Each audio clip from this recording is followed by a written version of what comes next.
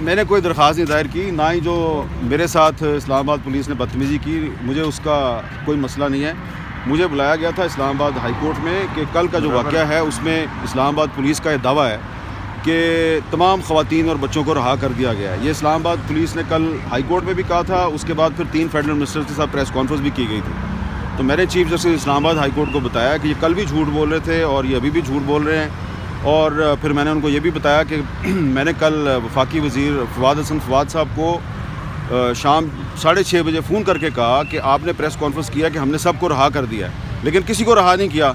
اس کے بعد میں 9 بجے ویمن پولیس اسٹیشن گیا، وہاں پہ میں نے دیکھا تو وہ جو عورتیں اور بچے تھے ان کو زبردستی گھسیٹ کے بس میں ڈال رہے تھے، اور وہاں پر ایک پولیس افسر تھا اشفاق وڑائچ، وہ ٹھڈے مارا تھا خواتین کو۔ تو میں نے جب اس کو روکا اور میں نے اس کی فلم بنانی کی شروع کی تو اس نے میرا فون مجھ سے چھیننے کی کوشش کی، تو اس پہ ظاہری بات ہے میری اس کے ساتھ تلخ کلامی ہوئی، اس نے میرے ساتھ بدتمیزی کی۔ پھر میں نے دوبارہ فواد حسن فواد کو فون کیا اور میں نے فواد صاحب سے کہا کہ یہ ادھر چیخو پکار سن لیں، کسی عورت کو رہا نہیں کیا انہوں نے، کسی بچے کو رہا نہیں کیا، یہ ان کو زبردستی بس میں ڈال کے اور کہیں لے جانا چاہ رہے ہیں۔ تو انہوں نے کہا اچھا، اور اس دوران میں دوبارہ جو ہے وہی جو پولیس افسر ہے اس نے دوبارہ جو ہے وہ میرے سے بدتمیزی شروع کر دی۔ تو وہاں پہ پھر human rights commission of Pakistan کے چیئرمین اسد اقبال بٹ صاحب، وہ بزرگ آدمی ہیں، وہ بھی تھے وہاں پہ، وہ اس بس کے سامنے کرسی ڈال کے بیٹھ گئے۔ انہوں نے کہا کہ تم اب میری لاش سے ہی گزرو گے، تو پولیس نے ان کے ساتھ بھی بدتمیزی کی، ان کو بھی ہٹا دیا۔ یہ ساری تفصیل جو ہے وہ ان کو بتائی ہے کورٹ کو۔ تو اس کے بعد جو آئی جی صاحب ہیں انہوں نے میرے سے تو معذرت کر لی، لیکن مسئلہ یہ ہے کہ انہوں نے کل بھی وہاں پہ غلط بیانی کی، آج بھی انہوں نے غلط بیانی کی کہ جی وہ عورتیں جو ہیں وہ اپنی مرضی سے کہیں جا رہی تھیں، جبکہ وہاں پہ ابھی کورٹ میں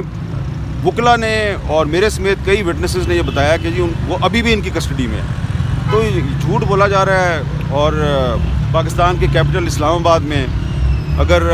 بلوچستان کی خواتین اور بچے جو ہیں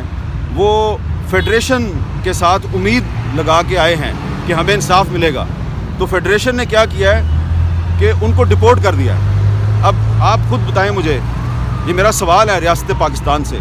ڈپورٹ کس کو کیا جاتا ہے؟ ڈپورٹ اس کو کیا جاتا ہے جو کہ انلیگل امیگرینٹ ہوتا ہے، جو